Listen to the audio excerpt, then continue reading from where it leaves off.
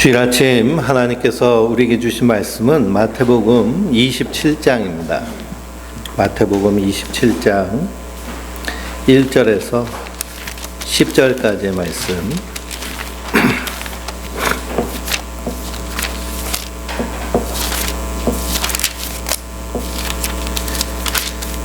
신약성경 48페이지인 말씀을 우리 한 목소리로 같이 읽겠습니다. 새벽에 모든 대제사장과 백성의 장로들이 예수를 죽이려고 함께 의논하고 결박하여 끌고 가서 총독 빌라도에게 넘겨주니라. 그때에 예수를 판 유다가 그의 정죄됨을 보고 스스로 뉘우쳐 그 은 30을 대제사장들과 장로들에게 도로 갖다 주며 이르되 내가 무지한 피를 팔고 죄를 범하였도다 하니 그들이 이르되 그것이 우리에게 무슨 상관이냐 내가 당하라 하거늘 유다가 은을 성소에 던져놓고 물러가서 스스로 목매어 죽은지라. 대제사장들이 그 은을 거두며 이르되 이것은 핏값이라 성전구에 넣어둠이 옳지 않다 하고 의논한 후 이것을 토기장이의 밭을 사서 나그네의 묘지를 삼았으니 그러므로 오늘까지 그 밭을 피밭이라 일컫느니라. 이에 선지자 에레미야를 통하여 하신 말씀이 이루어졌나니 일러스되 그들이 그 가격 매겨진 자 곧 이스라엘 자손 중에서 가격 매겨진 자의 가격 곧 은 30을 가지고 토기장이의 밭값으로 주었으니 이는 주께서 내게 명하신 바와 같으니라 하였더라. 아멘. 할렐루야. 하나님께서 주시는 은혜와 평강이 우리 성도님들 위해 늘 충만하시기를 주님의 이름으로 축원드립니다. 사도 바울이 우리는 미쁨이 없을지라도 주는 항상 미쁘시니 그랬습니다. 자기를 부인하실 수 없으시리라. 베드로가 예수님을 맹세하며 저주하며 부인했습니다. 그러나 예수님은요 베드로를 부인하지 않으십니다.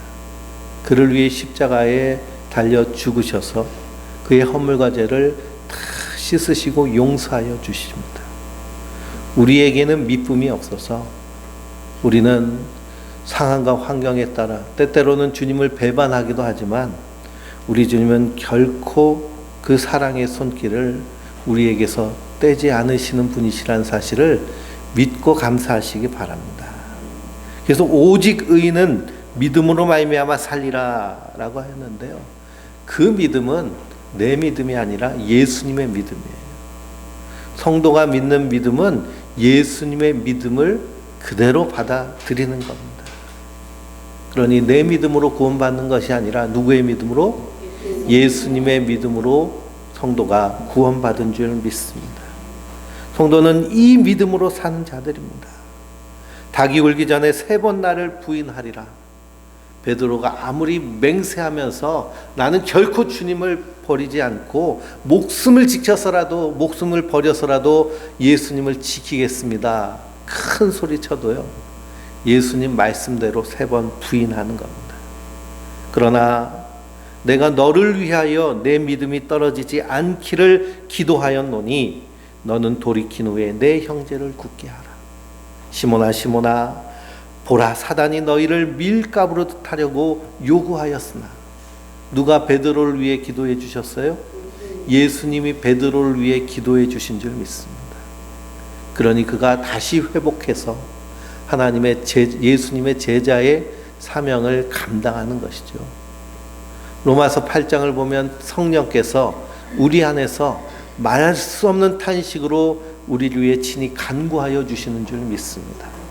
뿐만 아니라 하나님 보좌 우편에 앉아 계신 그리스도께서 지금 뭐 하고 계세요? 나를 위해서 기도하고 계십니다. 성도는 그 예수님의 기도, 성령님의 탄식하심으로 사는 자들입니다. 그러므로 그 사랑을 깨달은 성도는 이 땅에서 그 사랑에 합당하게 하나님의 자녀답게 주의 백성답게 사는 자들인 줄 믿습니다. 그러므로 우리의 믿음은 예수님의 믿음이에요. 그러니 예수님이 어떤 믿음을 가지고 우리를 위해 십자가를 지셨는가를 말씀을 통해서 분명히 깨달아 알아야 될 줄 믿습니다.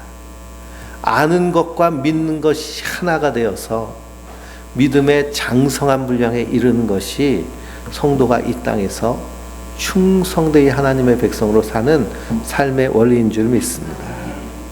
그래서 우리가 26장 말씀을 통해서 예수님이 최후의 만찬을 하시고 겟세마네 동산에서 기도하시고 그리고 가룟 유다의 배신으로 인해서 은 30에 팔려서 제사장들에게 의하여서 재판받는 그 모습을 말씀을 통해 발견했습니다. 오늘 1절 2절 말씀해 보니까 새벽에 모든 대제사장들과 백성의 장로들이 예수를 죽이려고 함께 의논하고 있습니다.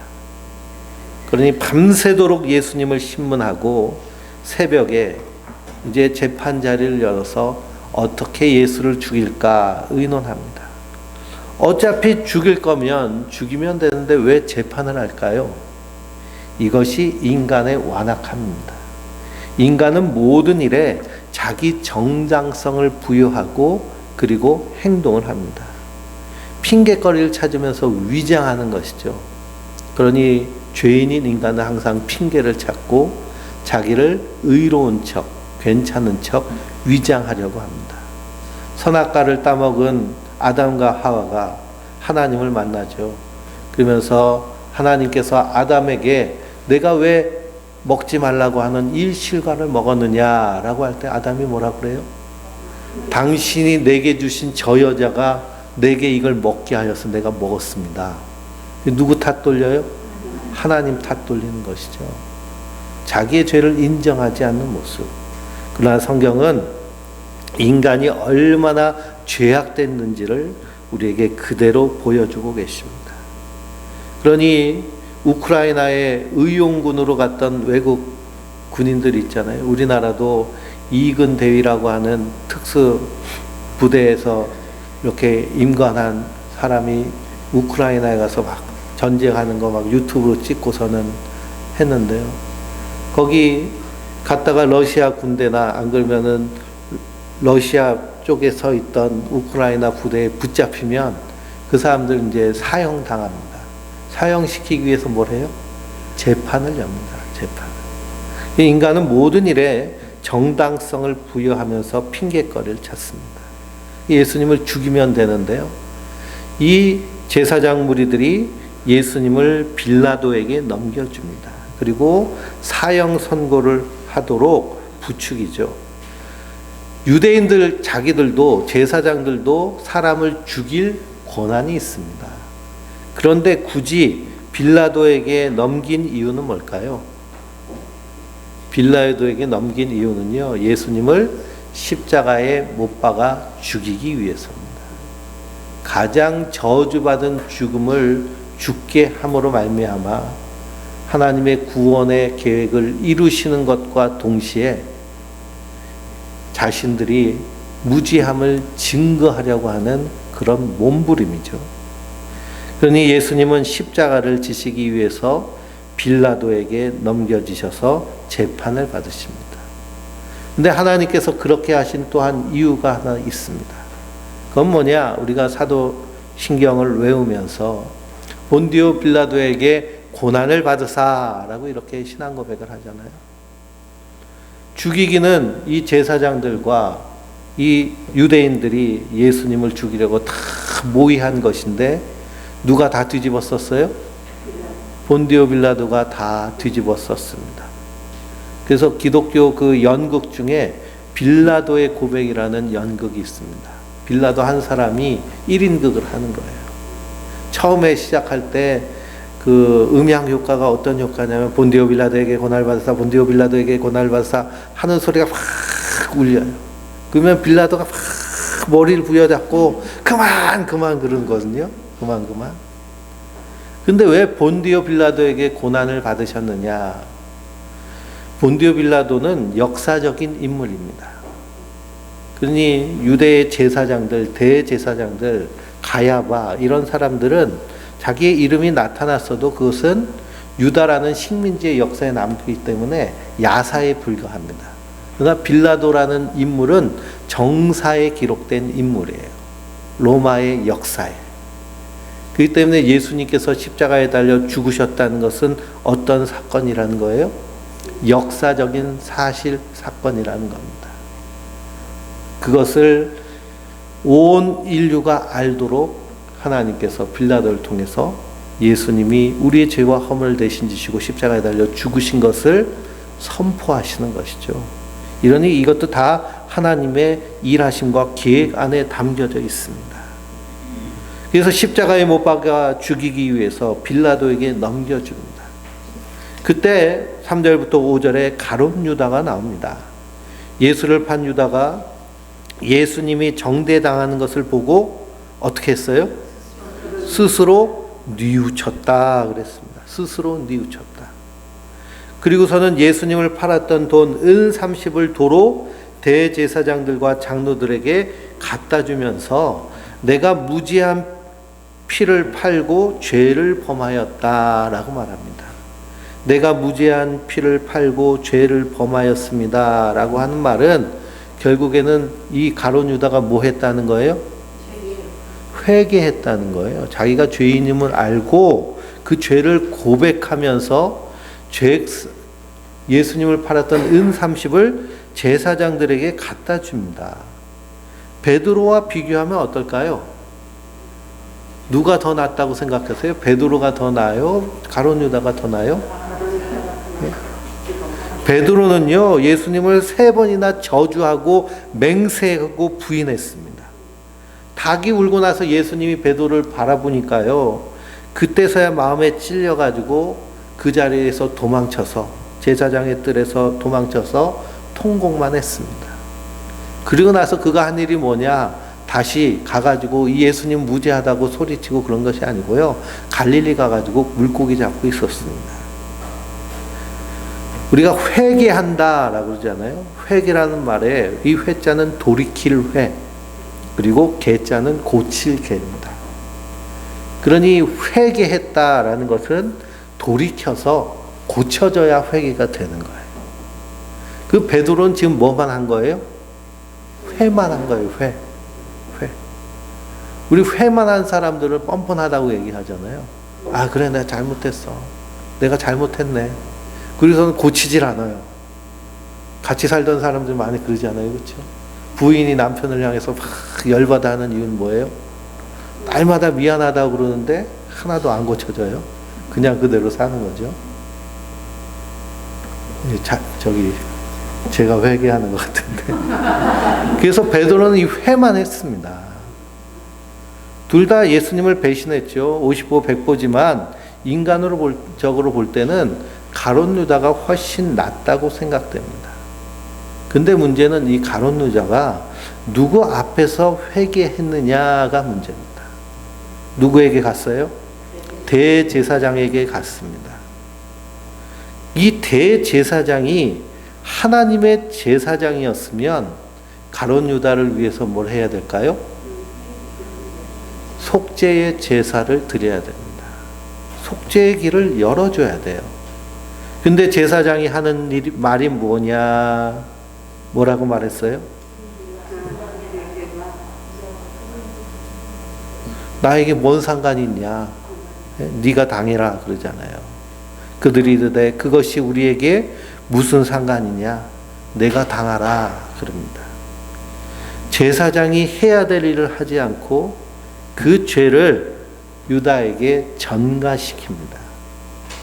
그러니 유다가 찾아간 제사장은 하나님의 제사장이었나요? 그렇지 않죠. 그 사람들이 제사장이라고 관을 쓰고 에봇을 입고 제사장인 척하지만 하나님 보시기엔 제사장이 아니라 오히려 마귀입니다. 예수님이 빌라도에게 재판받으실 때 빌라도가 풀어주려고 하니까요, 이 제사장들이 뭐라고 하느냐, 가위사회에는 우리에게 왕이 없습니다. 그러니까 로마 황제에는 우리에게 왕이 없습니다. 예수를 풀어주면 당신은 이 로마 황제 가이사의 충신이 아닙니다 라고까지 이렇게 얘기합니다. 그러니 제사장들은 누굴 섬기는 사람들이었어요? 예? 가이사 로마 황제, 그 뒤에 숨어져 있는 악한 마귀를 숭배하는 마귀의 제사장이 그 제사장입니다. 그러니 가룟 유다가 회개해도 마귀 앞에 회개할 때요, 속죄의 길이 없는 겁니다. 그러니 이 제사장이 그 속죄의 길을 차단하고 내가 당하라 라고 하니 가룟 유다가 결국 스스로 목매어서 죽어버립니다. 그러니 제사장들이 이 죽음을 방조한 것이죠. 그러니 둘 다 심판받을 때 누구의 심판이 더 클까요? 제사장의 심판이, 하나님의 진노가 더 큽니다. 그래서 가룟 유다에게는 속죄해줄 제사장이 없었습니다. 그러나 베드로에게는 대제사장 대신 부활하신 그리스도께서 찾아오셨습니다. 요한의 아들 시몬아, 내가 나를 사랑하느냐. 이에 대해서 히브리서 4장 14절에 사도 바울은 뭐라고 하느냐? 그러므로 우리에게 큰 대제사장이 계시니. 우리에게 누가 계세요?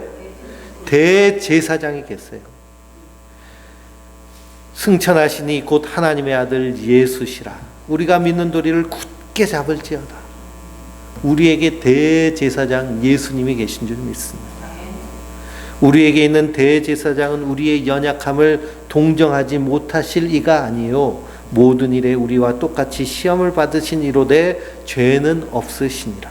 그러므로 우리는 긍휼하심을 받고 때를 따라 돕는 은혜를 얻기 위하여 은혜의 보좌 앞에 담대히 나아갈 것이니라 라고 말씀하십니다. 그러니 가룟 유다에게는 제사장이 없었습니다. 그러니 우리와 뭔 상관이 있냐? 네가 시작한 일이니 네가 당해라. 그 갈 곳은 자기가 스스로 목을 매다는 그 길뿐이 없습니다. 마귀의 종, 마귀를 따라 사는 인생이 바로 그렇습니다. 죄인인 인간은 스스로 한다는 일이 이렇습니다. 에베소서 2장 1절에서 5절을 보면 그는 허물과 죄로 죽었던 너희를 살리셨도다 그랬습니다. 예수님이 허물과 죽은 우리를 살려주셨어요. 살려주시기 전엔 우리는 어떤 존재였느냐? 그때에 너희는 그 가운데 행하여, 그 가운데는 이 세상이죠. 이 세상 풍조를 따르고 공중권세 잡은 자를 따랐으니 곧 지금 불순종하는 아들들의 가운데 역사하는 영이라 그랬습니다. 그러니 세상 풍조를 따라 사는 것이 누구를 따라 사는 거예요? 마귀를 따라 사는 겁니다. 그래서 성도는 세상 풍조 따라 사는 자들이 아니라 누구 따라 사는 자들이에요? 예수님 따라 사는 자들이고요. 말씀 따라 사는 자들인 줄 믿습니다. 세상 풍조가요, 점점 어떻게 흘러가나요? 점점 악하게 흘러갑니다. 그러니 차별금지법 만들면서 거기 동성애도 차별하지 말자고 그러잖아요. 동성애도 사랑의 한 방편이라고 그러면서. 선진국에서는, 우리나라도 선진국이지만 저 미국이나 유럽에서는 동성애자들이 이 권리가 커지니까요, 주장하는 게 있는데 성 정체성을 개인이 결정하도록 초등학교에서 그렇게 가르치자 그렇게 얘기합니다. 그게 남자와 여자로 태어나는 건 누가 정하신 거예요? 하나님이 정하신 거잖아요. 하나님이 정하신 것인데 그 하나님이 정하신 것을 거절하는 겁니다. 거부하고 너희가 스스로 정할 수 있다는 거예요. 그래서 초등학교 저학년까지는 화장실을 남녀 구분을 두면 안 된다 이렇게까지 얘기합니다. 그러다가 나는 남자가 되고 싶어 그러면 남자의 삶을 살고 여자가 되고 싶어 하면 여자의 삶을 살도록 수술하고 호르몬 맞으면서 그렇게 살면 된다고 얘기해요. 그것이 세상 풍조입니다. 세상 풍조는요, 그 뒤에서 마귀가 조장하고 노리는 거예요. 성도는 삶의 분명한 방향과 원칙이 있는데요, 하나님 말씀에 따라 사는 자들입니다. 그래서 하나님이 주인이신 것을 인정하고 예수님의 말씀이 주인의 말씀인 줄 알고 사는 것이 성도의 삶입니다. 그런데 죄인인 인간이 스스로 한다는 일은요, 결국 마귀가 끌어대는 대로 끌려가는 겁니다. 그래서 육체의 욕심에 따라, 세상 풍조에 따라 이렇게 마음이 원하는 대로 살았더니 하나님 보시기에 진노의 자녀가 된 거예요. 성경을 보면 예수님은 찾아가시는 예수님이십니다. 베드로를 찾아가셨고요. 그리고 수르보닉의 여인을 찾아가시고 여리고에서 하나님의 백성들을 찾아서 만나셔서 부르십니다. 근데 누구는 안 만나 주셨어요? 가룟 유다는 안 만나 주신 거예요. 그러니 우리에게 대제사장이 계시다라는 것이 얼마나 큰 은혜인지 모릅니다. 6절에서 8절을 보면 이 대제사장들은 그 은을 가져가지고 이것을 핏값이라고 그러고 성전에 도로 넣지 않고, 그리고서는 그걸로 토기장의 밭을 사가지고 나그네의 묘지를 삼았습니다. 그러니 이 제사장들도 이 돈이 떳떳하지 못하는 것을 스스로 인정하는 거예요. 성전에 다시 집어넣지 못하고 그것으로 토기장의 밭을 사가지고 나그네의 묘지를 삼은 겁니다. 나그네는 묘지가 없잖아요. 우리나라도 이렇게 노숙자들이 이렇게 죽으면 화장해가지고 불상자라고 해서 그냥 안치하지 않고 그냥 화장해서 뿌려버립니다. 마찬가지로 예수님 당시에도 나그네들이 죽으면 묻힐 땅이 없습니다. 그러니까 이 토기장의 밭을 사가지고 거기다가 나그네의 묘지를 삼은 것인데, 이것도 구약의 선지자들이 이미 말씀한 내용들이라는 거예요. 그래서 9절 말씀에 보니 이에 선지자 예레미야를 통하여 하신 말씀이 이루어졌나니 일러스되 그들이 그 가격 매긴 자 곧 이스라엘 자손 중에서 가격 매긴 자의 가격 곧 은 30을 가지고 토기장의 밭값으로 주었으니 이는 주께서 내게 명하신 바와 같으니라 하였더라 라고 그랬습니다. 여기서 토기장이와 그 밭값에 대한 이야기가 예레미야서와 스가랴서에 나옵니다. 그러니 9절 맨 앞쪽에 선지자 예레미야를 통하여 하신 말씀이 이루어졌다라고 일러스되 하는 그 뒤에는 스가랴서 11장의 말씀이에요. 그럼 예레미야서 18장 말씀을 보면 1절부터 6절까지는 여호와께서 예레미야에게 말씀하십니다. 너는 일어나서 토기장의 집에 가라. 토기장의 집에 갔더니요, 토기장이가 거기서 일하고 있습니다. 그래서 우리가 옛날에 사랑과 영원 영화를 보면은 물레를 막 돌리면서 진흙으로 그릇을 만들잖아요, 토기장이가. 그러다가 이제 멋있는 이제 그릇을 만들려고 그러는데 이게 홀라당 자빠져가지고 뭉그러졌네요. 그랬더니 토기장이가 아유 이거 좋은 그릇으로 못 쓰겠네 하고서는 막 써야지 뚝 잘라가지고서는 그릇을 대충 만들었습니다. 그러면서 하나님이 예레미야 선지자에게 이렇게 말씀하십니다.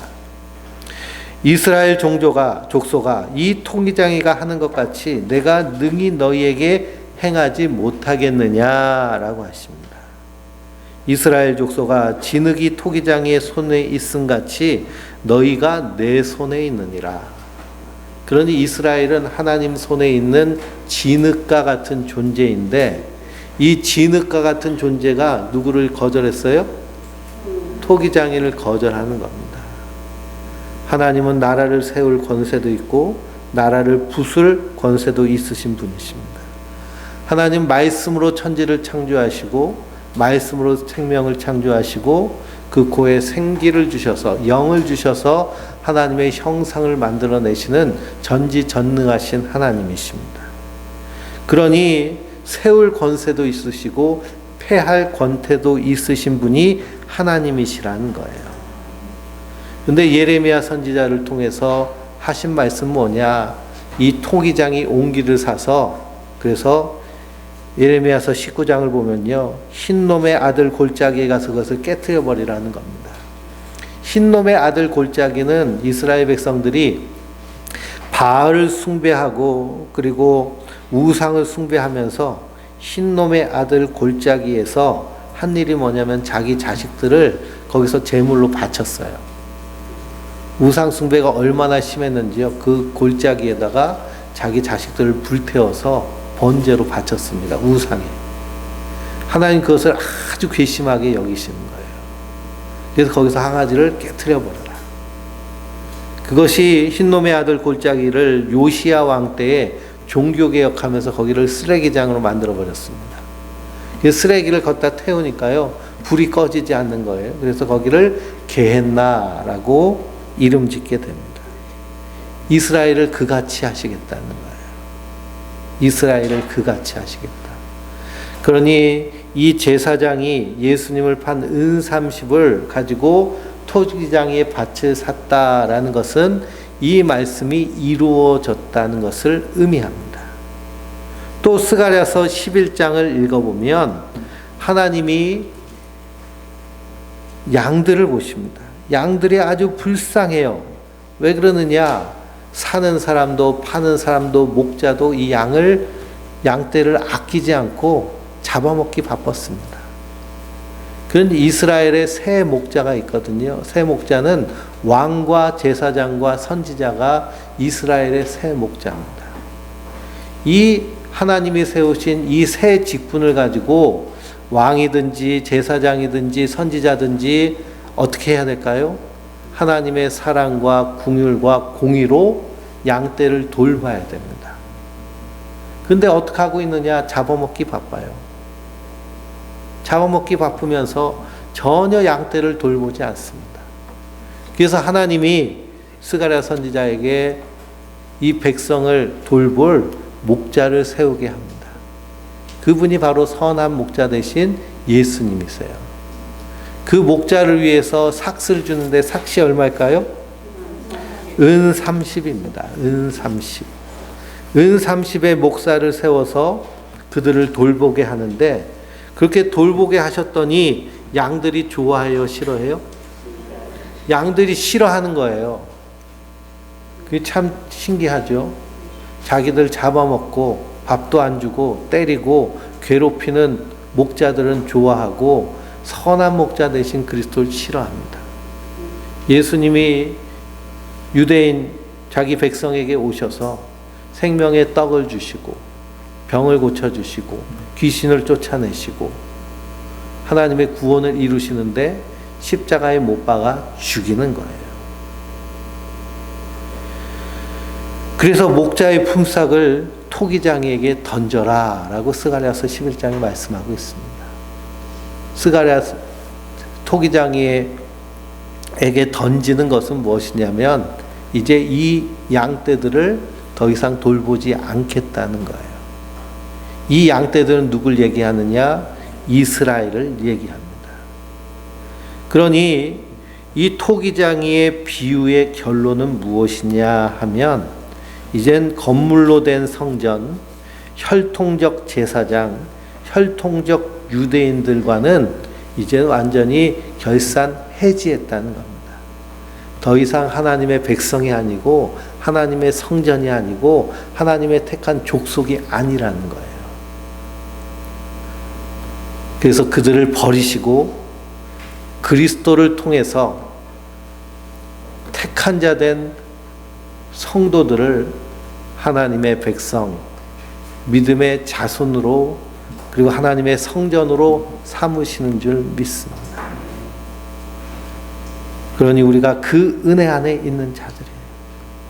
예수님이 이 일을 이루시기 위해서 십자가에 달려 죽으신 줄 믿습니다. 근데 우리 주변에 BTJ 뭐 이렇게 BTJ 하면서 이렇게 하는 그 인터콥이라는 기독교 선교 단체가 있는데요.